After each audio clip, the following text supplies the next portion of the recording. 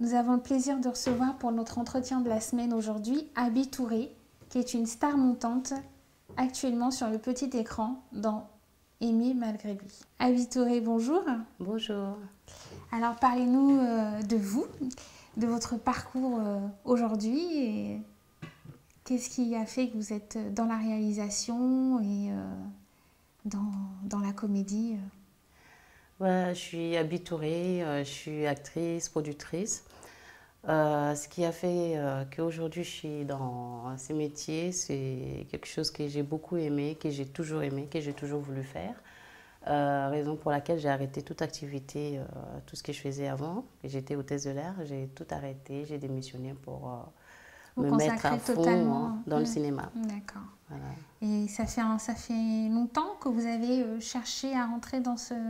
Ça fait en tout 12 ans que j'ai commencé, mais là, ça fait très exactement 6 ans que je suis à fond dans le cinéma. Vraiment voilà. Dedans. D'accord. Exactement. Ok. Bon. Alors, d'où est venue cette idée, ce projet de série avec Aimer malgré lui?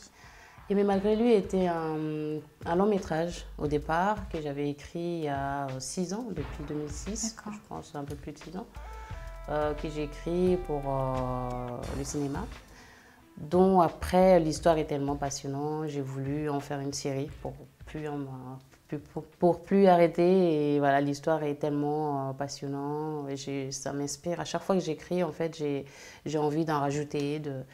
Et les idées vous viennent comme ça, l'écriture est vraiment naturelle. Vous avez tout le temps des idées, oui.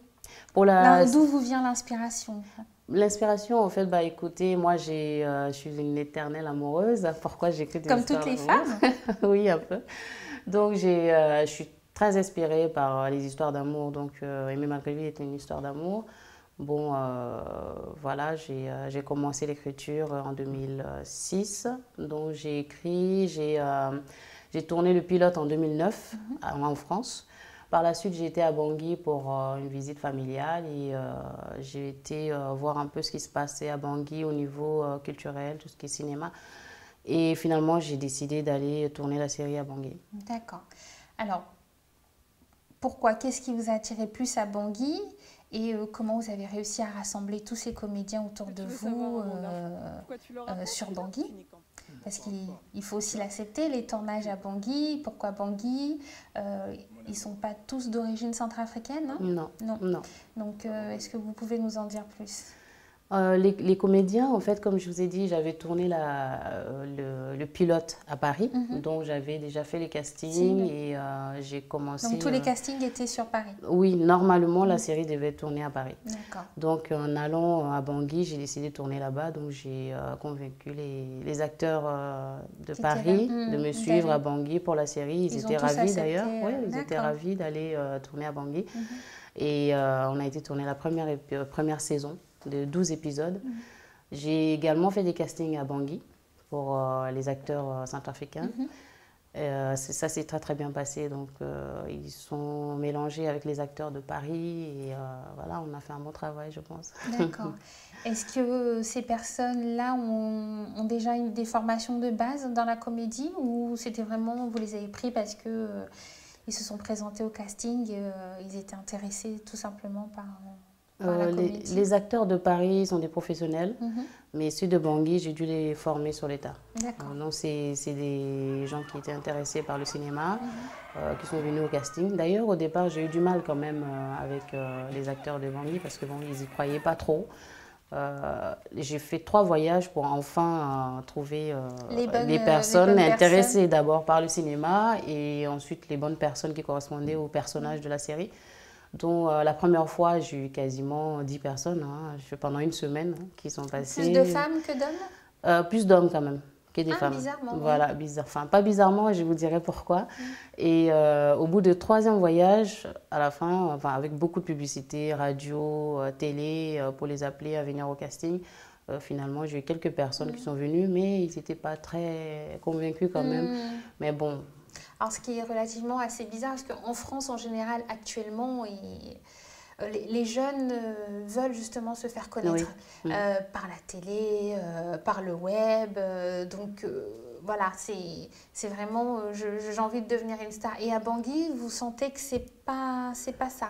Au départ, non. Maintenant, oui. Parce qu'au départ, j'ai eu quelques filles qui sont venues, mais ils n'étaient pas très pour parce que, bon, ils ont peur d'être mal vus. Parce que pour eux, le cinéma, bon, c'est pas quelque chose qu'une femme devrait faire.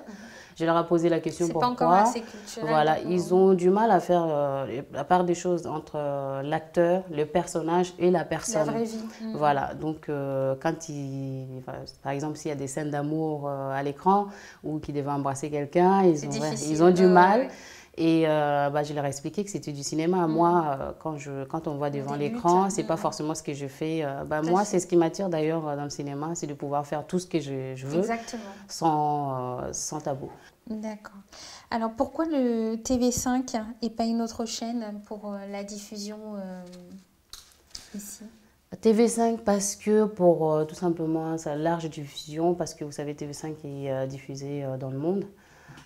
C'est vous qui les avez approchés, qui avez fait la demande? Oui. D'accord. En fait, j'ai tourné la série, j'ai fini la première saison.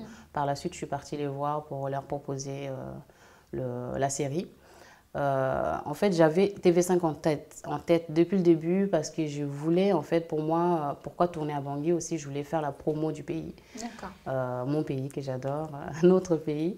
Je voulais faire la promo dans le monde, en fait, via le cinéma.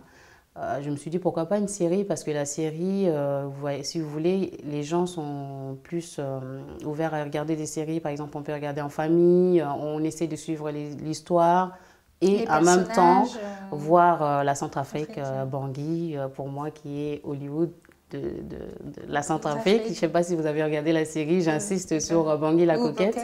Donc voilà, c'est pour promouvoir le pays aussi. Et avec les événements qui se passent souvent à Bangui et encore aujourd'hui, ça ne vous a pas fait peur? Vous n'avez pas eu peur de... Peur, non, parce qu'actuellement, je prépare déjà le tournage, la suite de la série, que je devais tourner en août. Mais bon, je ne vous assure pas que je vais aller tourner en août parce que comme je ramène une quinzaine de personnes de Paris, bon, ça me freine un petit peu. Mais bon, peut-être que je vais aller tourner comme j'aime les défis. Mais je ne vais pas non plus mettre les gens en danger, donc je vais attendre un petit peu. Alors là, on va parler un peu des choses qui fâchent. Souvent, c'est les chiffres.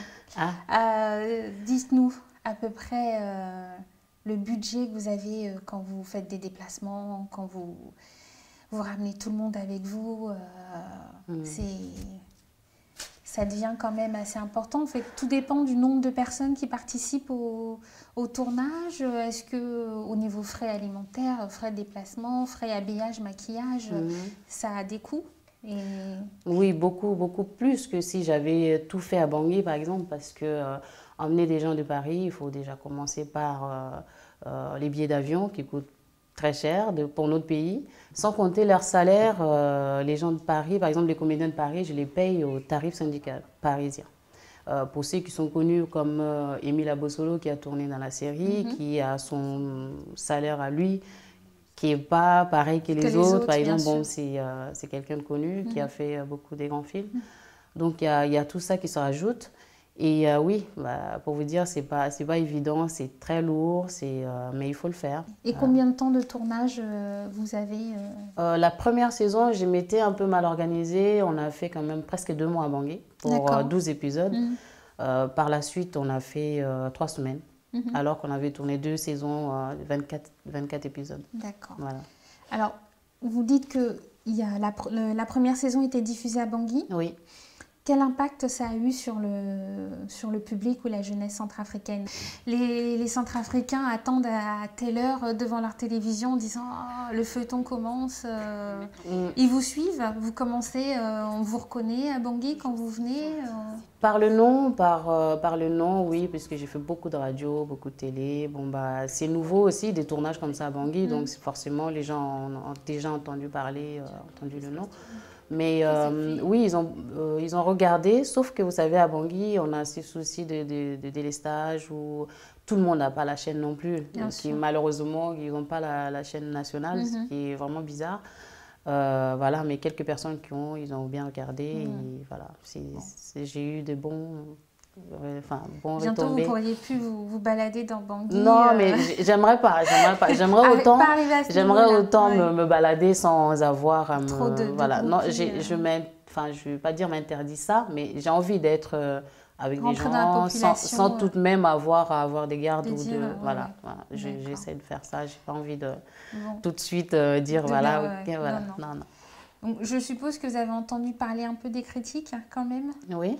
Qu'est-ce que vous pensez des critiques quand on dit que c'est pas assez représentatif de la famille centrafricaine ou au niveau des personnages, il n'y a pas assez de Centrafricains justement. Oui. Qu'est-ce que vous répondez à ça? Les critiques, je pense que ça fait grandir, ça nous aide à avancer. Donc moi, je le prends bien. Ça m'aide pour la prochaine fois à améliorer la série.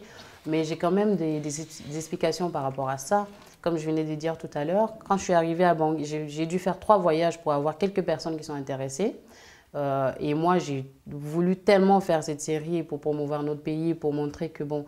Maintenant, j'ai bien fait d'ailleurs parce que maintenant, les comédiens centrafricains, moi je vais dire comédiens parce que là, maintenant, ils sont professionnels. Sont devenus, voilà. Parce qu'ils ont fait quand même 36 épisodes. Je pense qu'ils sont formés sur l'État, mais ils sont vraiment des professionnels maintenant. Et il y a beaucoup de filles... De plus en plus, je suis très contente parce que bon, j'ai ces petits côtés féministes qui veulent, qui m'appellent même à partir d'ici pour me dire, bon, pour la prochaine, on aimerait bien comment on fait. Et moi, ça me fait plaisir. Donc voilà, je m'explique par rapport à pourquoi on ne voit pas tellement des Centrafricains. Si, parce qu'il y a quand même plus de 50% des comédiens sont centrafricains. Mais peut-être le rôle principal vient de Paris parce que bon, c'était un casting qui a été déjà fait. J'avais des contrats déjà avec les acteurs. Et je voulais aussi les emmener pour pouvoir profiter de leur savoir-faire, transmettre à des acteurs centrafricains ce qui s'est bien passé. Donc la suite, il y aura plus de Centrafricains dans la série.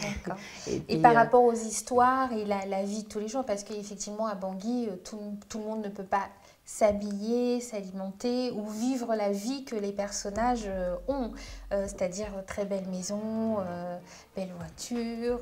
Donc, est-ce que aussi, ça peut aussi faire peur aux Centrafricains en disant, bon, finalement, non, pas vraiment nous, écoutez, les voitures, les maisons sont à Bangui, c'est des Centrafricains. On va dire c'est l'autre côté en fait de la Centrafrique. C'est quelques familles qui vivent en Centrafrique qui sont comme ça.